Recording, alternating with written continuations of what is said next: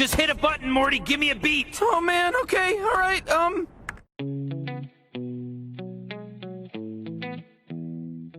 Arsenal 2, Manchester City 0, a tactical analysis, how Mikel Arteta beat Pep Guardiola. So going into the game, Arteta used a 3-4-3 shape with Martinez in goal, Mustafi the right-sided centre-back, Kieran Tierney the left-sided centre-back and David Luiz as the central centre-back in the back three. Hector Bellerin played as the right wing-back, Ainsley Maitland-Niles played as the left wing-back with a double pivot of Ceballos and Xhaka. Pepe started on the right of the attack, Aubameyang on the left and Lacazette as a centre-forward. Pep used a 4-3-3 shape with Edison in goal, Eric Garcia and Laporte the two centre-backs, with Walker at right back, Mendy at left back, Gundogan as a deep single pivot, with David Silva and Kevin De Bruyne ahead of him. Sterling started on the left of the attack, Mahrez was on the right and Gabriel Jesus started up front. So before I get into the analysis, remember to subscribe to the channel because I will be doing a tactical analysis of the Manchester United-Chelsea game, and remember as well, after this video, check out some of my other videos linked in the description below. Arteta didn't implement an overly aggressive press from the start of the game. Here we see the front three allowing Laporte and Garcia to have the ball, but sitting very narrow in order to stop City progressing the ball through the centre of the pitch. Lacazette was also tasked with cutting off the passing lane into Gundogan, which was a clever tactical move from Arteta, as a deep single pivot in that reduced row in the City side is the main operator when it comes to circulating the ball, being the man to receive the ball and move it on to the midfielders further up the pitch and the players on the flanks. By having Lacazette consciously cutting off this supply chain, Gundogan's influence on the game was diminished. So when Arsenal were looking to build out of their defensive third, they reverted to a 4 at the back possession shape, with Tierney pushing ahead down the left flank as a traditional fullback. What usually happens in a back three is that the central centre back will take up a spot on the edge of the box, with the two wider centre backs in the deeper positions. City pressed Arsenal extremely aggressively, with Silva pushing up onto Ceballos and Sterling and Jesus pressing Luiz and Mustafi. When the ball was moved out wide to Bellerin, who was usually Arsenal's only free option, Benjamin Mendy would push up high to apply the pressure as City looked to pen Arsenal into their own half and force a turnover. This was effective as Mustafi was caught on the ball inside his own box by Sterling, and Bellerin gave away the ball on the edge of the Arsenal box after a sloppy pass in field, which despite City not being able to take advantage of, exemplified the logic behind Pep's high pressing tactic. However, Arsenal actually fared pretty well up against City's press. This was because of a few reasons, but the biggest was Arteta's decision to have Ceballos drop into that deep single pivot position, creating a triangle with Luiz and Mustafi. Arteta probably did this as he felt that Ceballos was much better at receiving the ball with his back to goal whilst under pressure than David Luiz would have been.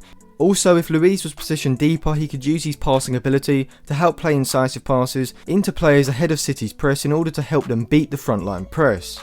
When Arsenal were able to bypass the first block of City's press, they looked to use Lacazette as a focal point of the attack, as he would drop off from the forward line, look to receive the ball, hold it up and then look to move the ball out wide or find Pepe or Aubameyang making a diagonal run in behind the back line.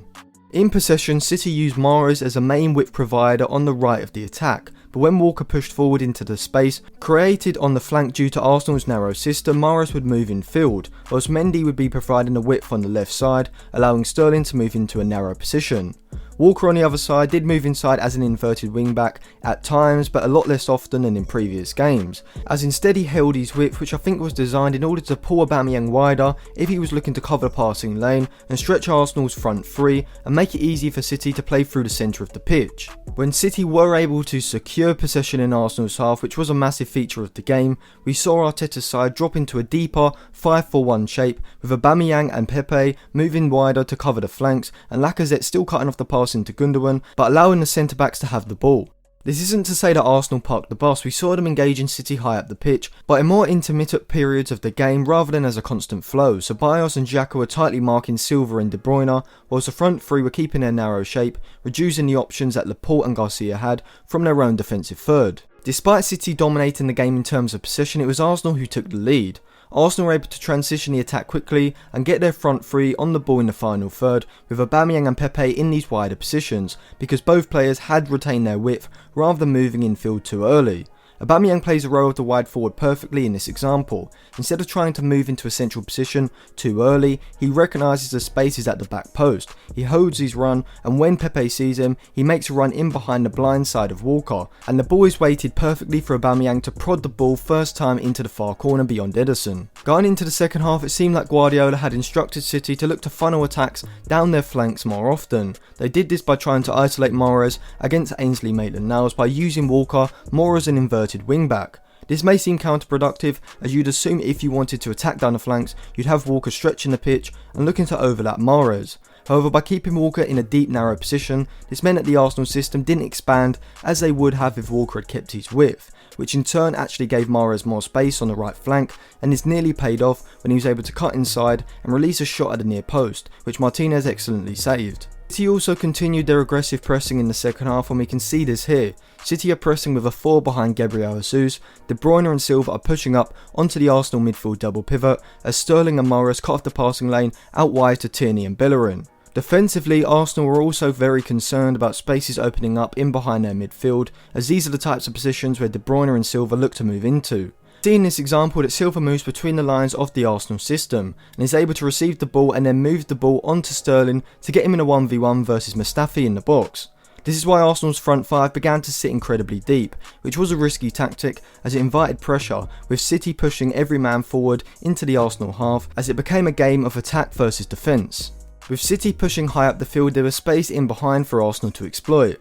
As Arsenal win the ball back in their defensive third, Tierney moves forward with the ball and releases Nicolas Pepe down the left flank. Credit to Pepe, he holds onto the ball, waits for support, plays the pass back to Tierney, and when Tierney goes to play the ball, we can see the situation as City's defensive line is very high, also unorganised, with Mendy deeper than the other three, which highlights a lack of positional awareness in his game.